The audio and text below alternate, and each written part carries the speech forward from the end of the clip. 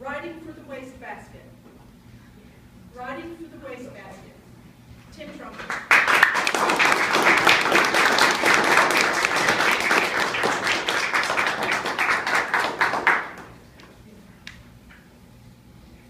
The great man stood and walked toward the podium.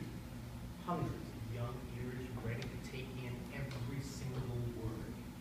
After all, this was the man who had led England and the world in defeating the Nazi threat in World War II.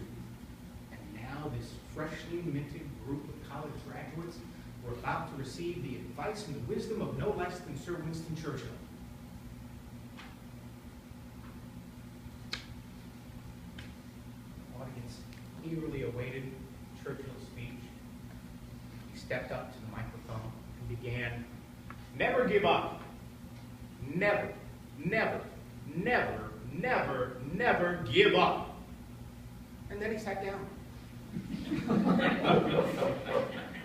Now, Madam Contest Master, my fellow Toastmasters, our very welcome guests, you can imagine the audience was taken aback, probably feeling a little cheated by the Prime Minister's 10-word pronouncement. But the fact of the matter is, they had heard the very foundation on which Churchill created his strategy for leading England through World War II. Very simply, never give up. Never quit. Never surrender. Now, personally, I like to take the approach of patience and persistence, especially when it comes to advising people who are struggling to save their home from foreclosure. I've counseled hundreds of people in that respect, and I can cite dozens of examples where that patience and persistence, that refusal to give up, has made all the difference. But one of my favorite stories about persistence and never giving up actually is about one of the authors of the Great American Songbook, Johnny Mercer. Johnny Mercer, during his lifetime, wrote or co-wrote over 1,500 songs.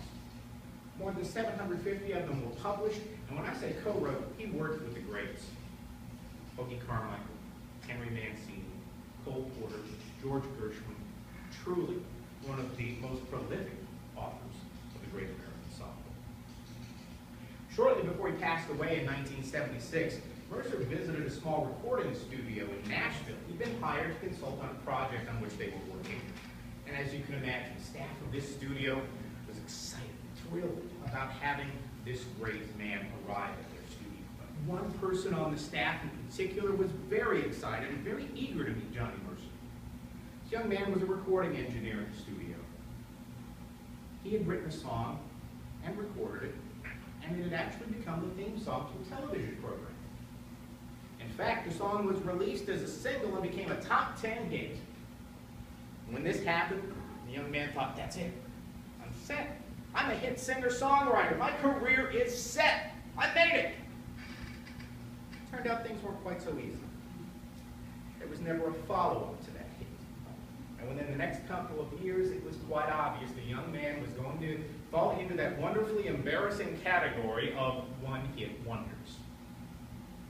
So after all the hubbub of Mercer's arrival had subsided, the young man managed to get Mercer off to himself for a few moments. He said, "Mr. Mercer, here's what happened."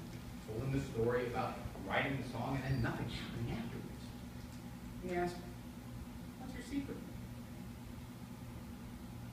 Mercer paused, smiled, and said, "You really want to know my secret? Okay, here it is. I write for the wastebasket." You can imagine. A little bit puzzling, but he went on to explain, when I sit down to write, I write everything that comes to mind. Every thought off the top of my head, every word, every phrase, every comma, every period. I don't leave anything out. Now I know as I'm doing that, 95% of that actually belongs in the wastebasket. You know, there's one really good thing about all that. When that happens, you develop a heck of a hookshot. But the even better thing is that 5% left over, that is pure gold. Now, unfortunately, the young man didn't seem to take Mercer's advice because we never heard from him again. But fast forward about 20 years. It's the attic of Johnny Mercer's home. And finally, after her husband being gone for nearly 2 decades, Johnny Mercer's widow decides to clean out the attic. She opens up the trunk. She sees the keepsakes, the knickknacks, the memorabilia, and in the middle of it all is a manila envelope. She opens it up, stuffed with pieces of paper. She pulls one out, she recognizes the handwriting immediately as Johnny's. But as she reads it, what's on there isn't familiar. She goes through another one and another one, and she realizes what she has is an envelope full of unpublished song lyrics. An envelope of pure musical gold. She knew, just simply from her husband's legacy, that it couldn't stay there in that trunk. These had to be made songs, but who could she give the lyrics to? Most of Johnny's contemporaries had either retired or passed away themselves.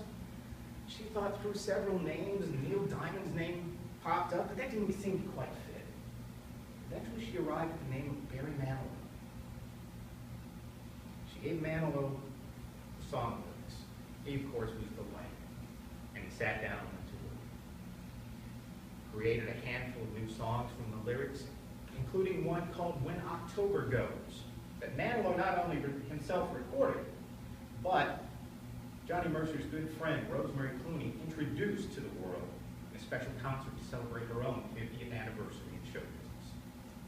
As a result, new songs were added to the Great American Songbook because Johnny Mercer wrote for the wastebasket.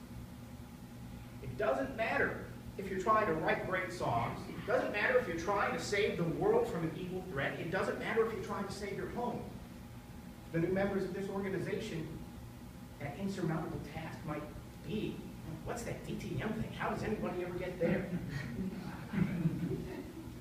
The simple answer is, just like Johnny Mercer writing for the wastebasket, never surrender, never quit,